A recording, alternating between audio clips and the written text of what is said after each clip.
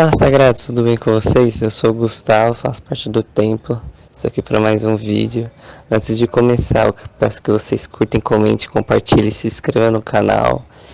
E qualquer dúvida pode deixar nos comentários que a gente vai tentar responder. Tudo bem? Então roda a vinheta.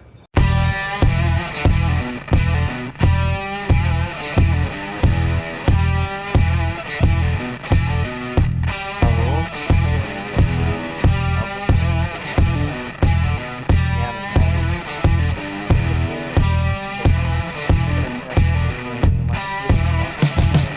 sobre uma reflexão sobre alguns conceitos de Platão. Estava estudando e decidi unir esses conceitos com algo além. Primeiro eu vou utilizar a teoria das ideias, né? O mundo perfeito e imperfeito. Então, Platão vai falar que o mundo perfeito é o mundo inteligível e o mundo imperfeito é o mundo sensível. Mas o que de fato é esse mundo inteligível, esse mundo sensível? O mundo inteligível é onde a gente não consegue tocar, fica nas nossas ideias, na nossa mente, no mundo que a gente cria. E o mundo sensível é o nosso mundo real, onde a gente toca, sente, vive de fato, né? Onde o nosso corpo vive. E é bem legal que ele fala que no mundo inteligível as coisas pré-existem, lá é tudo perfeito. Então, se você tem um problema aqui no mundo sensível, no mundo perfeito, no mundo inteligível tem aquela solução. E é o máximo pensar desse jeito. Mas aí tem a questão, tá, as pessoas imaginam soluções para alguns problemas, mas as soluções vêm com defeitos. Ela resolve isso, ela não é eficiente, ela só é eficaz. E aí a gente tem que pensar que talvez, ou que na verdade a solução é eficiente em si, mas ela só é eficaz. Eita, depreciação. Como assim? Imagina o seu José. Ele está trabalhando e ele tem um problema. O que ele pensa? Vamos pensar em uma goteira. Tá lá, cai na gota e ele pode pegar e a solução dele é simplesmente colocar um balde. E pronto, resolveu. Não tá mais molhando o chão, que era o problema dele de fato. Na verdade, um dos causadores, né? E aí ele foi eficaz, ele resolveu um problema, digamos assim, máximo. Mas teve outro problema, porque a chuva não para. E o balde tá cheio, ele tem que tirar e voltar. Então, se o seu José tivesse relaxado um pouco mais e pensado um pouco mais, ele poderia ver que ele tinha um pouco de massa corrida, o Durepox, né, dependendo do buraco, e consertado em si o buraco que estava tendo aquela goteira. Então é o transporte que deprecia a ideia perfeita. E sem base, uma reflexão bem simples assim. Como ele fala, né, o mundo é um mundo imperfeito, é uma cópia do mundo perfeito. Tipo, nosso mundo tudo, não tudo em si é imperfeito, mas muitas coisas são imperfeitas. E elas são imperfeitas porque ela tenta copiar a perfeição, mas não consegue em si copiar. E um desses motivos é por causa que as pessoas não conseguem fazer um transporte ideal dessas ideias para o mundo material. E a gente vê que é muito difícil você pensar em algo e aí você vai tentando trazer, vai tendo problemas. E se a gente tivesse só relaxado, esfriado a cabeça, estudando um pouco mais, poderia ter trazido de fato aquilo ou algo até melhor, né? Tudo bem. Ele fala que ao cairmos no mundo inteligível, no nosso mundo perfeito, para um mundo sensível, nós precisamos de uma espécie de amnésia ou esquecimento. Como assim? Imagina um mundo perfeito. Você imaginou o dia perfeito no seu trabalho. Você chega, resolve aquele problema, envia aquele documento, pensou em algum jeito de deixar seu trabalho mais fácil. Mas você fez isso, supondo, quando você, às vezes num sonho acontece, ou quando você acabou de acordar. Mas quando você vai para o seu dia a dia, vai acontecendo coisas com você. E nesse processo, você esquece da sua base. Às vezes você lembra em alguma coisa, mas você não lembra daquele dia específico. Isso é só uma visão do mundo inteligível, não uma visão de fato, que tem várias formas de ser interpretada. E eu vou tentar trazer várias formas de interpretação, tá? E aí você chega no seu serviço e você esqueceu, não conseguiu fazer aquilo. Por várias coisas e outros problemas que você não pensou, ou que foram acontecendo e te tiraram do rumo em si que você queria resolver. Tá, mas como que eu consigo sair desse estado de amnésia ou lembrar? Ele fala que é pela busca pela verdade, a razão e o conhecimento. E aí sim a gente pode entrar num processo de reminiscência, que é lembrarmos do mundo inteligível. Ele vem falar que a gente consegue ir pela busca pela verdade. E ele afirma que é da forma dialética, né? Para Platão, a dialética é muito sagrada, né? Já que ele é muito ligado ao seu mestre Sócrates. E Sócrates a gente sabe que foi um filósofo que nunca escreveu nada e ele não seria lembrado se não fosse por Platão, provavelmente. Se Platão não tivesse pegado em si, começado a escrever tudo que ele queria.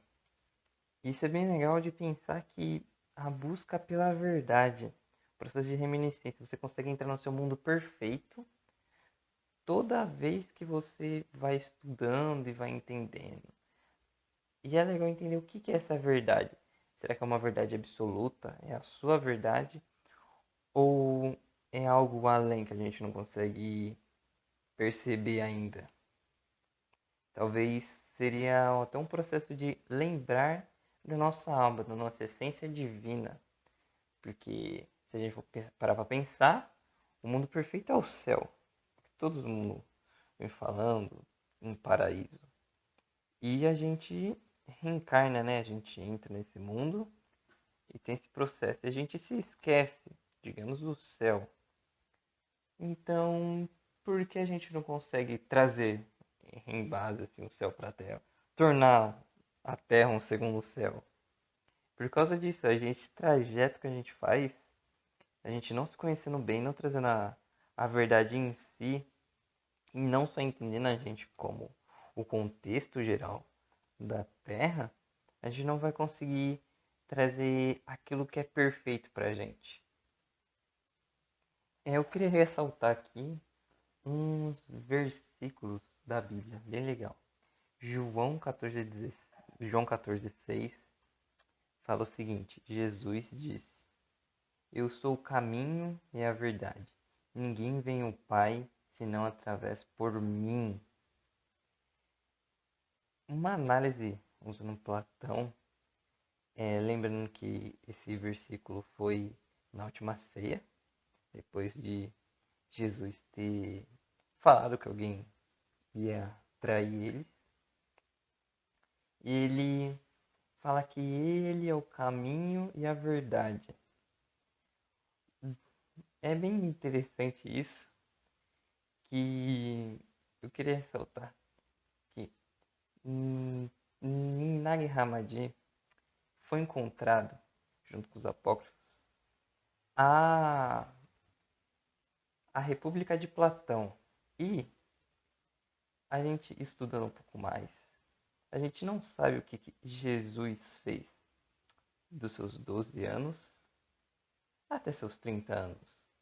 Ele teve um processo de adolescência que não ficou escrito em lugar nenhum. E fazendo algumas pesquisas, dizem que Jesus foi para o Egito. E Nag Hammadi fica no Egito. Ele foi no Egito estudar.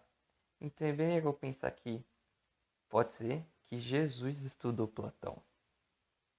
Porque se eu for parar para pensar, em Nag Hammadi tinha os apócrifos, eles estudavam, e ainda tinha a República de Platão.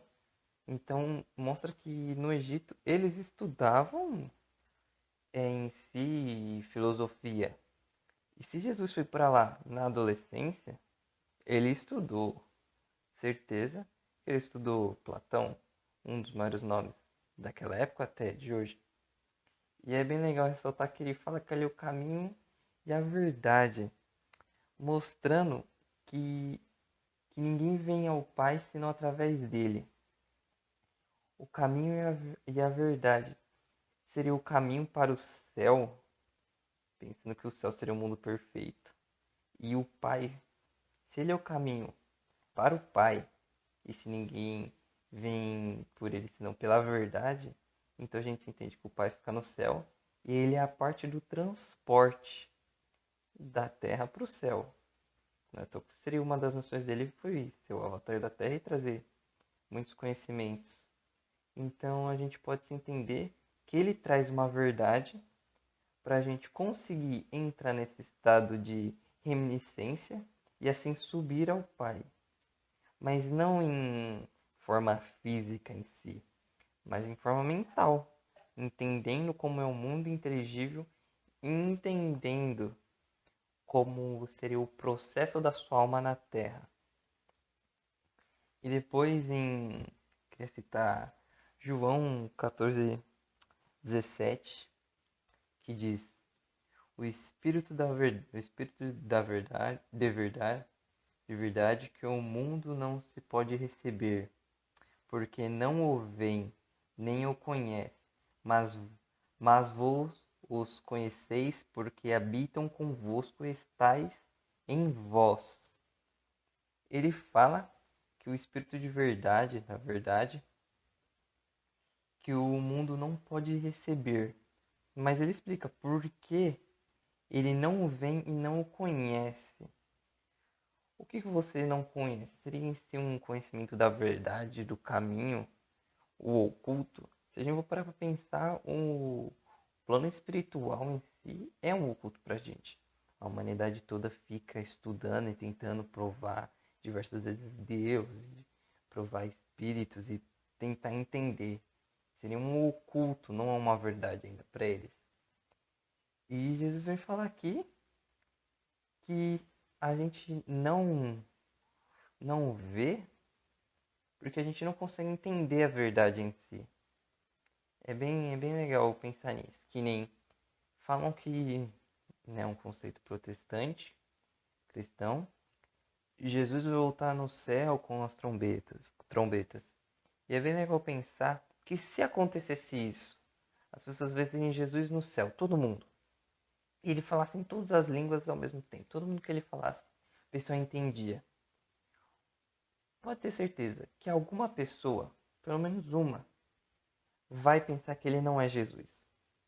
Mas não falando assim, ele não é Jesus de Nazaré. Mas sim que ele pode ser outra coisa. Uma pessoa pode trazer a teoria de ser uma ilusão. Outra pessoa poderia fazer uma teoria que a gente estaria numa Matrix. Outra pessoa falaria que a gente estaria em uma ilusão, levando uma bem viajada e sendo abduzido, né? E seria só algo da nossa própria mente em si. Então quer dizer que não existe uma verdade absoluta nesse conceito. Que mesmo se Jesus voltasse para a Terra, então as pessoas não veriam. Então qual seria essa forma de ver ele, de entender essa verdade? Eu uso os ensinamentos dele, né? Os únicos mandamentos que ele deixou pra gente que são os dois: amar o Pai sobre todas as coisas e amar a si mesmo como próximo. Eu acho que se você usar esses dois conceitos, você consegue entender a verdade, seria a verdade em si. Porque a gente vê que se a matéria é ilusão, então a matéria não importa. E se a gente procura a verdade, a gente procuraria a nossa verdade, a verdade da nossa alma. Que assim daria à nossa alma um processo de reminiscência e expandir nos elevando. Se a gente for lembrar, o processo da Terra é que todo mundo se eleve, né? E consiga chegar mais ao alto quanto possível, digamos assim. E levando um último versículo que eu escrevi, anotei na verdade, né? Sou João para escrever. É que Jesus fala em João 4:24. Deus é espírito. Ele afirma: Deus é espírito. E importa que os que adoram o adorem em espírito e em verdade. Dá para se entender, né? Não quero afirmar nada, só uma reflexão, que o em espírito seria nós e o em verdade seria o processo de entendimento. Porque se for parar para pensar, Deus ama todo mundo igual. Então, se a gente usasse os dois mandamentos, a gente adoraria Ele acima de todas as coisas, né? E nos amaríamos como o nosso próximo. Então, seria esse processo que eu acredito de reminiscência. Não só esse em si, mas eu acho que seria a base principal. E depois, adotando, estudando um pouco mais filosofia e entendendo mais o mundo em si e as pessoas. Platão vem falar, voltando um pouquinho, eu acho que eu me estendi, devo ter falado coisa demais. E se vocês não entenderam, vai ficar um pouco mais tranquilo de entender agora. Para Platão, a alma e o corpo. O corpo é finito e mortal e a alma é infinita e imortal. Por isso que eu disse que para Platão a matéria é ilusão e a alma é infinita.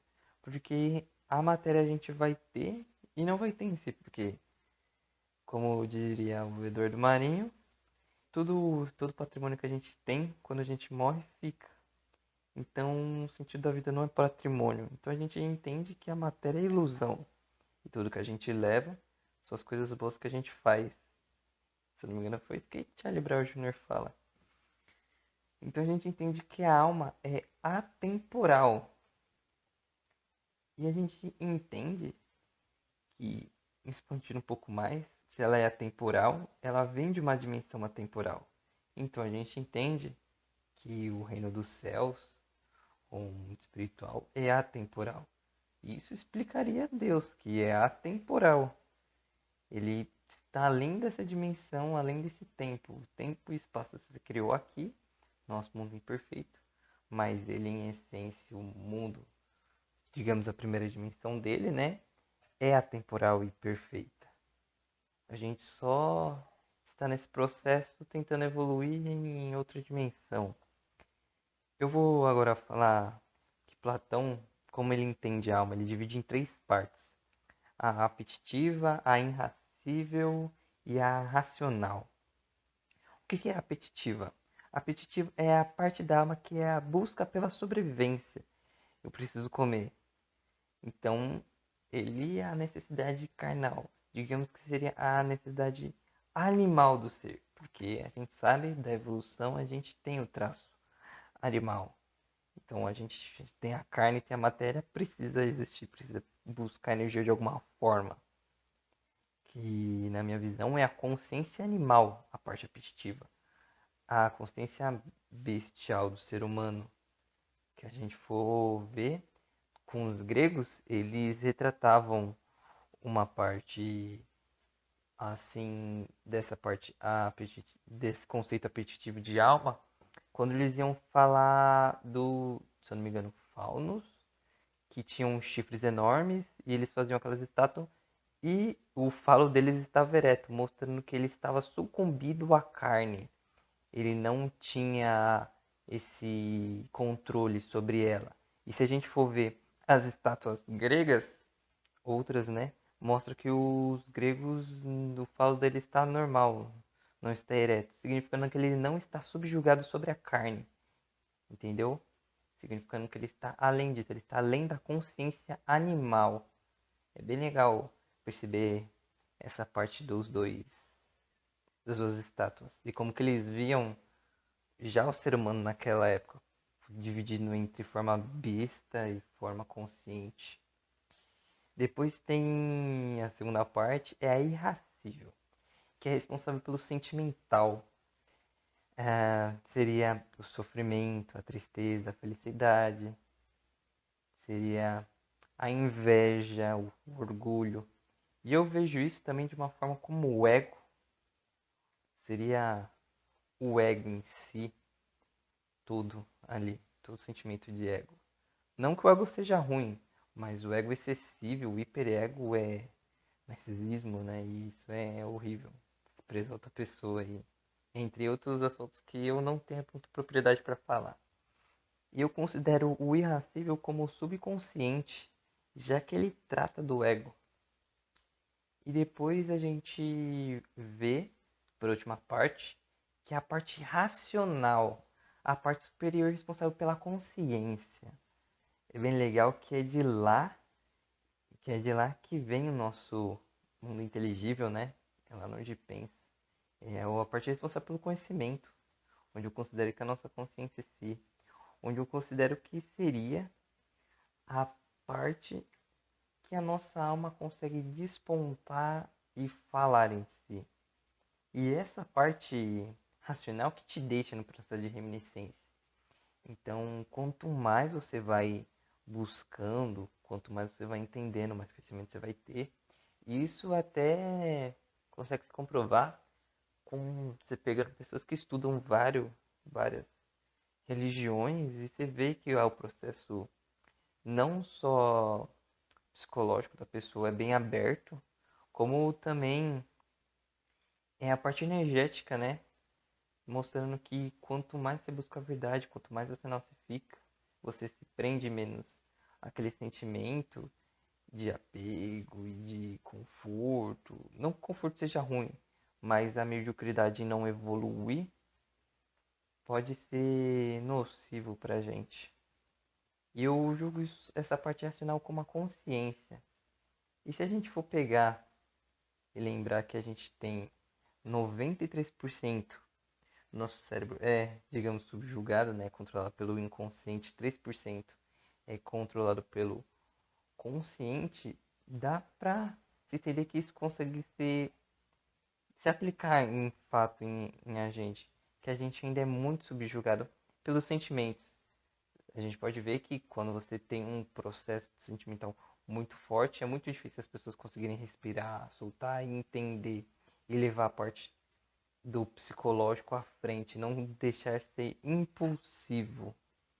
E aí eu pensei, refleti e eu encontrei que os nossos chakras têm uma certa ligação com essas três partes da alma. Se a gente for parar para pensar, o chakra raiz, que é a ligação do ser com a terra, é a parte apetitiva, né, do cérebro, é a sobrevivência animal, é onde a gente está carnal, o chakra que traz a nossa base em si para a terra. E a gente pega depois o chakra sexual e eu julgo como a parte irracível, já que o chakra sexual ele trabalha com o lado sentimental. Ele trabalha no lado sentimental do homem. Eu diria que ele é a ponte entre o, o irracível e o apetitivo, porque a parte sexual também é um pouco irracível, ou apetitivo, se a gente parar para pensar, que é o lado animal, o lado de procriação, o lado de perpetuação da espécie. E tem um plexo solar, que eu também julgo como a parte irracível. Lembrando que o plexo solar é o primeiro chakra que é criado no nosso corpo, quando está no ventre, né? E eu julgo ele sendo irracível porque ele é ligado ao ego. Ele é o chakra que mexe com o ego. Então dá pra gente entender que se ele mexe no sentimental, se ele mexe no ego, ele usa os sentimentos muito forte, então ele tá assim no irracível, ainda sendo subjugado pela natureza humana.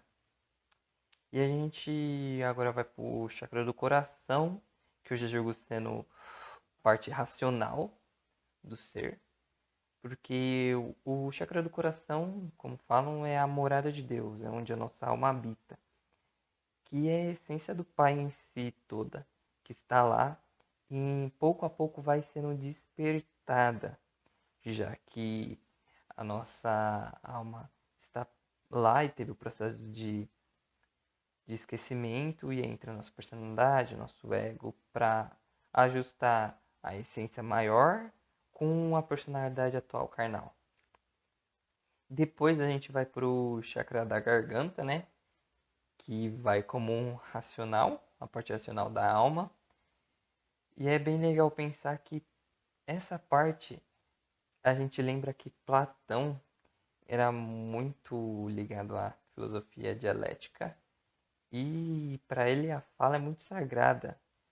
E a fala para o ser humano é muito sagrada. Orações, pronúncias, discursos, tudo que move, o poder de mover, muitas vezes vem da fala. Você consegue mover muita coisa desde o princípio. Como diria João Batista, se não me engano, no início era o verbo estava com Deus e o verbo era Deus. Então a gente vê que o verbo é algo muito divino. Se a gente for ver, conjurações de magia são feitas por verbo, mesmo que seja mentalmente, mas tem o poder. Ele é o poder. Eu vejo essa parte como no início era o verbo e o verbo é poder, porque as falas e orações são sim encantamentos e movem energias. Você faz algo bem forte energeticamente com a fala. Depois a gente vai pro chakra do terceiro olho, que também fica como racional. Que o chakra do terceiro olho é a parte intuitiva, é o que vê o lado espiritual, que é a projeção. Ele também entra muito na projeção, já que ele usa a apneia, já que entra na parte do cérebro, né? Então, onde a gente consegue ver o lado, o mundo, como se chama? O mundo inteligível, o nosso mundo perfeito. Ele consegue ver ali, porque ele consegue ver através dos véus espirituais. E por último, mas não menos importante, o chakra coronário, que é o que eu ainda julgo como último, né? Sendo ligado à parte racional. E a gente entende que o chakra coronário é a ligação com Deus, a ligação com o Pai, a essência maior. É lá onde a gente lembra da onde que a gente veio, né? Trazendo uma energia e sustento para nossa alma. E eu queria ressaltar aqui, já finalizando, eu estava pesquisando e eu achei que na psicologia tem algo bem legal que se chama triade escura, que é composto de traços de personalidade que define o que a gente costuma falar que é uma pessoa ruim, uma pessoa má. E eu liguei, refleti, e eu falei, acho que dá pra dar uma reflexão junto com esses conceitos que eu tô falando aqui. E a triade obscura, ela trata do narcisismo, a psicopatia e o maquiavelismo. Então, vamos tentar conectar isso e tentar entender de uma outra forma. Se a gente for parar para pensar, o narcisismo, que são pessoas que tendem a se concentrar em si mesma, fantasiando-se com um poder ilimitado e a admiração dos outros, ela tende a ter, ela precisa ter admiração dos outros, não só dela. A pessoa narcisista quer ter, ser melhor que tudo. Como falam, você vê que o narcisismo está ligado completamente ao ego, né? Que entra no orgulho, que a gente lembra que falam que é o primeiro pecado capital, né? O pecado de Lúcifer. E a gente liga completamente o narcisismo com o plexo solar, que ele trabalha, o plexo solar trabalha no ego. Então a gente pode entender que ele está na parte irascível do ser. E a gente vai para a psicopatia. A psicopatia, só para lembrar, é a falta de empatia com os demais. Então, pessoas que manipulam, né? Então, a falta de empatia, a falta de sentimento, que a gente entra com a ligação no chakra sexual. O chakra sexual é a parte sentimental do ser humano. E por último, mas não menos importante, o maquiavelismo, que são pessoas que costumam ter atitudes cínicas e adotam estratégias cujo o propósito é beneficiar si próprio. São pessoas que têm os sentimentos, se eu não me engano, e têm tudo para ela. Entraria como ego, entra um pouco como ego, tendo uma visão, mas se a gente for parar para pensar, ela entra muito também como perpetuação da espécie. Por isso que eu entro ligando com o chakra raiz predominante, que ela entra muito com eu primeiro, eu se deixar um maquiavelismo com uma pessoa numa jaula, fazendo um experimento bem, que nem o filme O Poço. A gente pode ver que lá no poço tem pessoas que deixam comida. Se fosse uma pessoa maquiavélica, ela certamente pegaria aquela pessoa e jogaria no meio e, sem se importar, pegaria a comida, sem pensar duas vezes. Mesmo eu acho que estando no primeiro, segundo andar. Então, por isso eu julgo que ela está ligada no chakra raiz. Eu não estou falando que ela só está ligada naquele chakra, mas sim que a parte predominante está conectada lá. Lembrando que eu não sou formado em psicologia, é só uma análise básica, não quero afirmar nada. E eu estava vendo também, eu queria lembrar que Sócrates sempre falava que ele falava sobre tudo que ele acreditava que era nobre, justo e bom. E eu quis trazer esses três, tá muito cabalístico, esses sete também. Então, eu quis ligar essa triade obscura com o que ele falava que ele acreditava que seria nobre, justo e bom. Então, se você entende que uma pessoa é nobre, justo e bom, seria o que define uma pessoa sendo boa, que seria o oposto da triade obscura, que é a definição de uma pessoa ruim.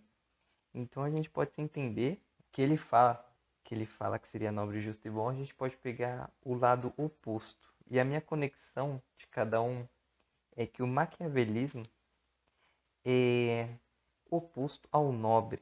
Seria o lado negativo, seria o lado positivo do maquiavelismo é o nobre.